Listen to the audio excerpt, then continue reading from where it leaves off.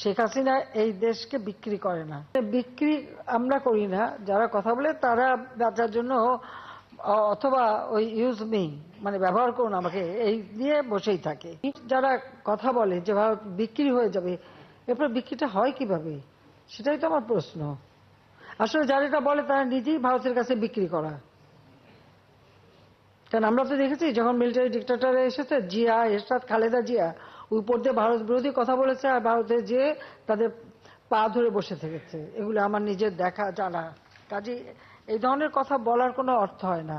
আমাদের স্বাধীন সার্বভৌম দেশ, যত ছোট হোক, এটা আমাদের সার্বভৌম দেশ। আর সেই সার্বভৌমত্ব রক্ষা এবং সক্রিয়তা বজায় রেখেই আমরা বন্ধুত্বপূর্ণ সম্পর্ক রেখেই কাজ করছি। আজকে এই যে আমরা সমস্ত যোগাযোগ ব্যবস্থা খুলে দিলাম, তাদের সবথেকে বেশি লাভবান তো আমাদের দেশের মানুষ। তাদের যোগাযোগ কোথায় যেতে হয়,